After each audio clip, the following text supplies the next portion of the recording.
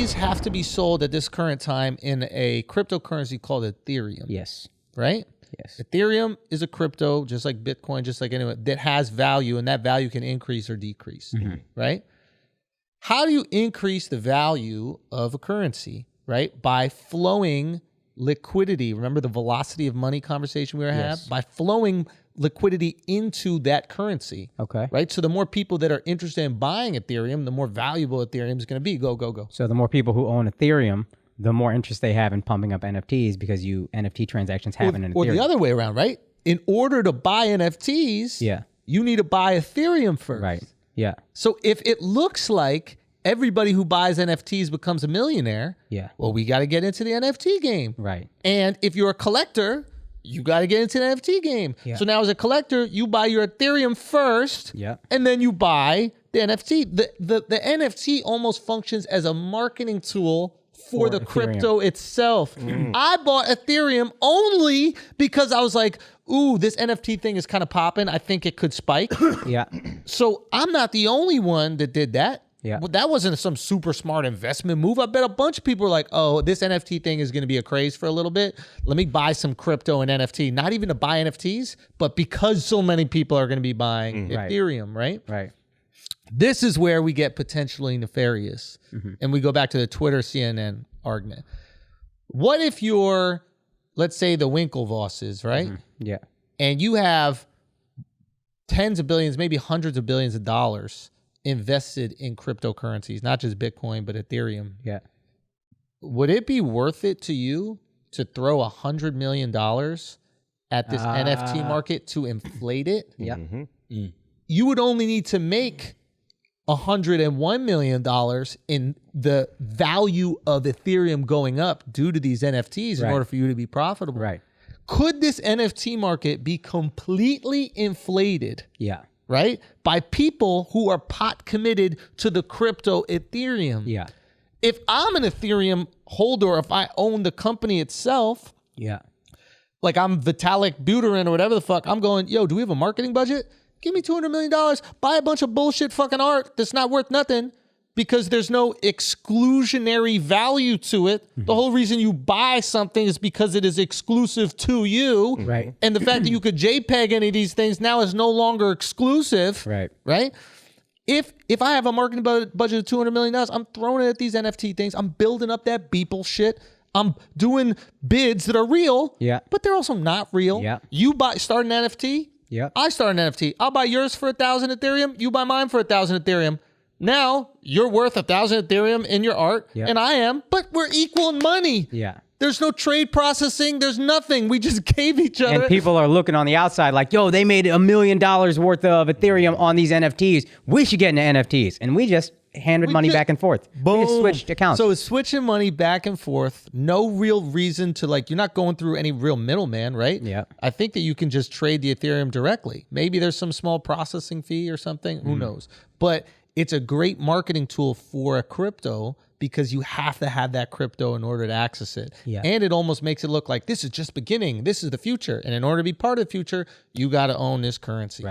The only pushback I think somebody who's all for NFTs would give, I think, is that because everything's on the blockchain and you can see all the purchases that are being made. So you can see the fucked up shit if like, oh, you're just buying that and then he's buying it right back. So some people would be like, nah, but the fact that it's all transparent, then that can't happen. But my thing with it, which is what I asked Pap, is like, nobody's checking this shit. Exactly. Like everybody said, yes, it's transparent. You can do it.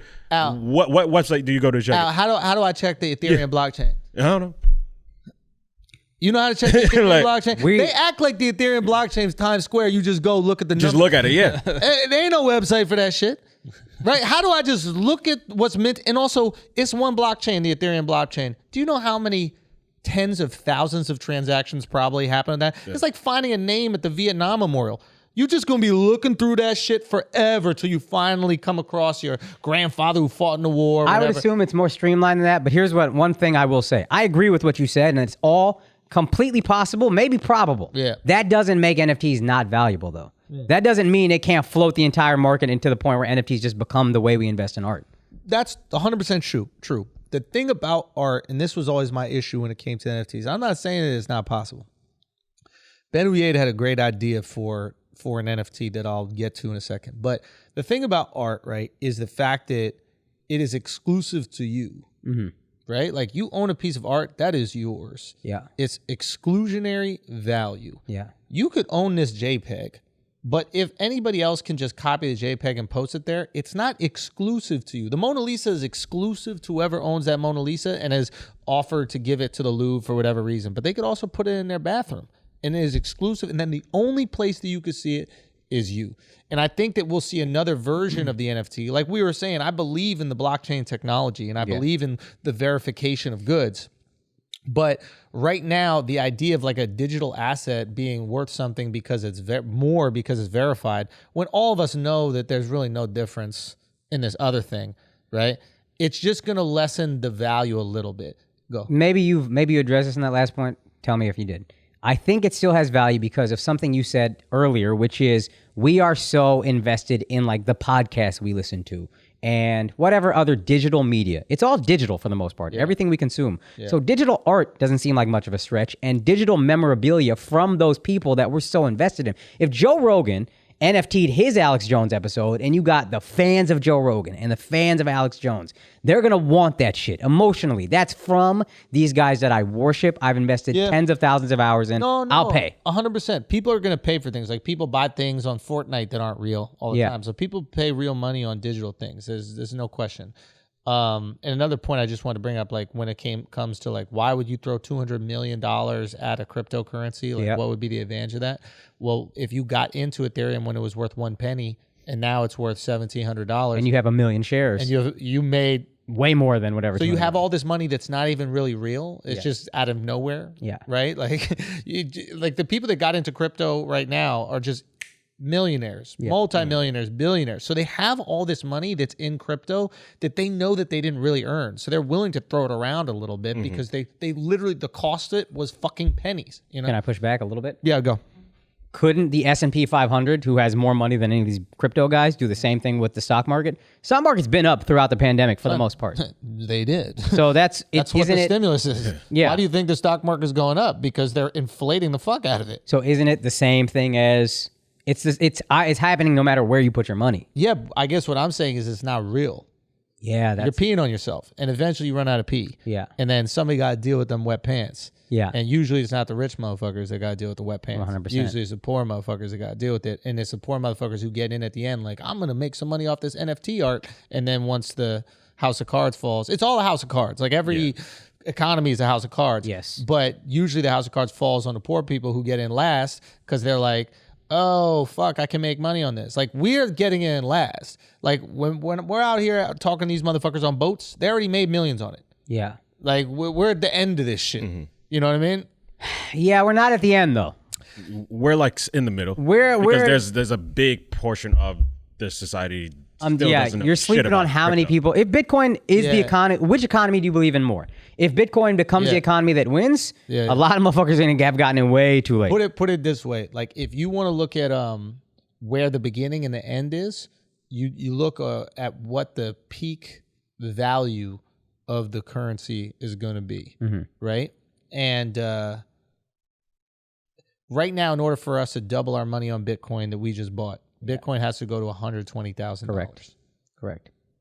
The people that got in early. Oh, they were early. They got in when it was pennies, right? Yeah. So like if you look at the lifeline of Bitcoin from 1 penny to 120,000, we're at the very, very end. Correct. You know, now if it gets you see what I'm saying? We're definitely like, even for Bitcoin to go to 1 million.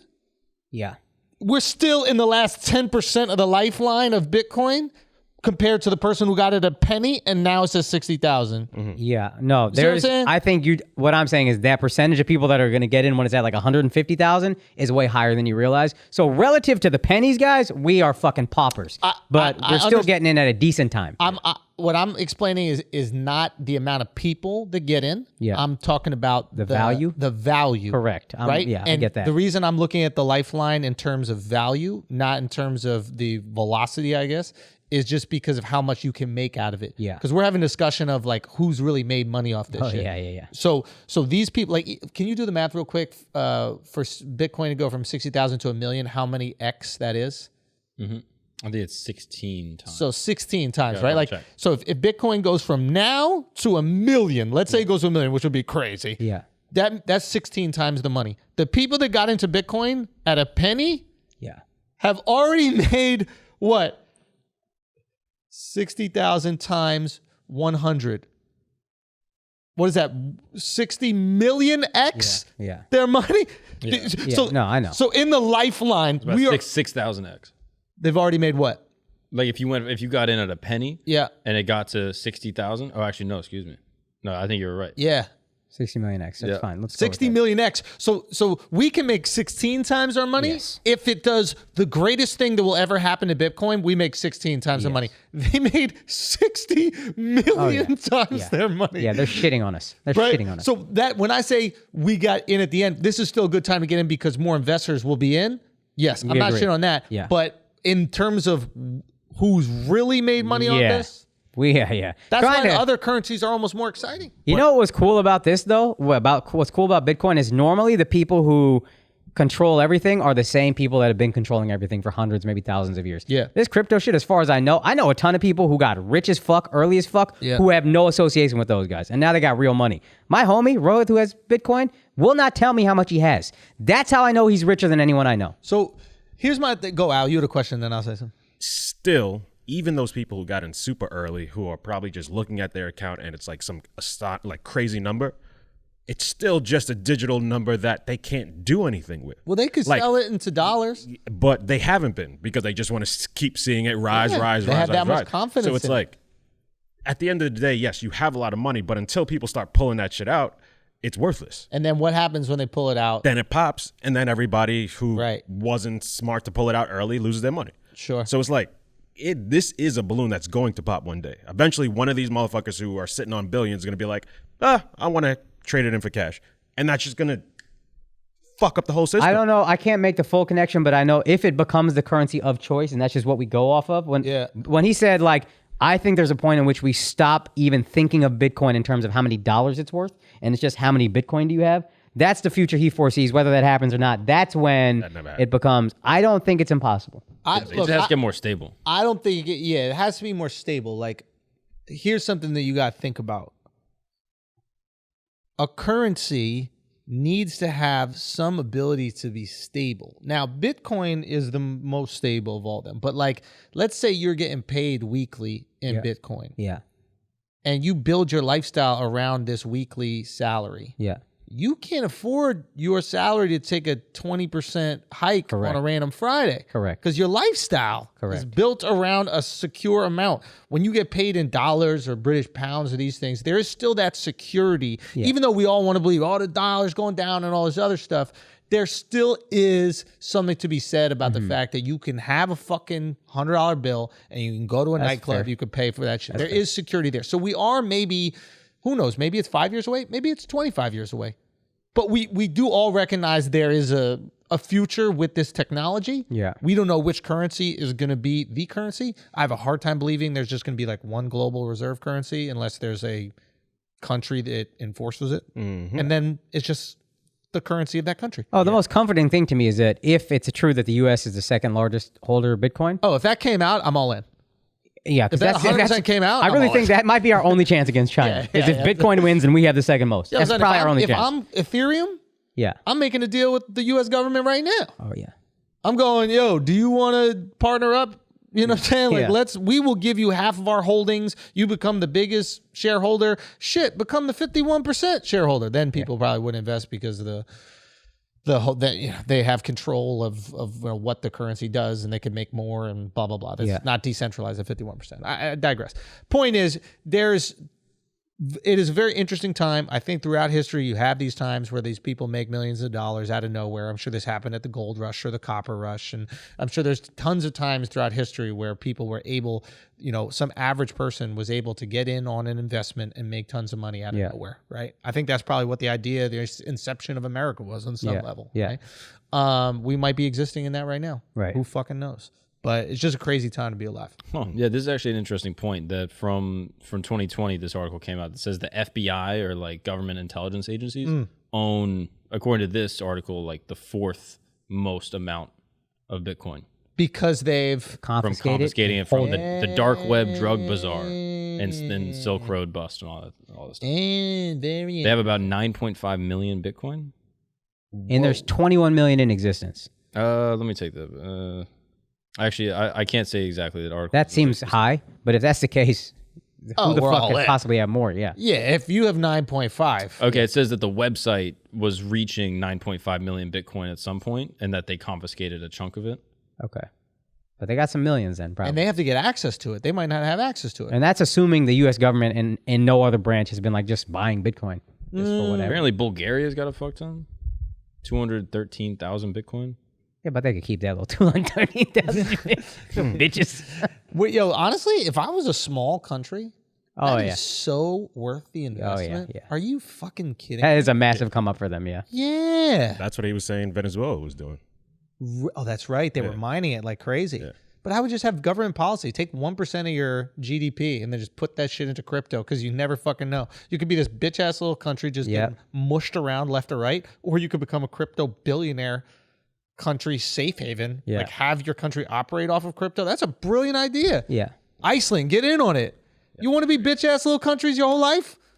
And I think that's kind of his point about why countries they won't ever stop crypto because they'll eventually be like, oh, there's a lot of money in this. We should just keep it for ourselves and start trading or whatever. He said the selfish goal is always going to win.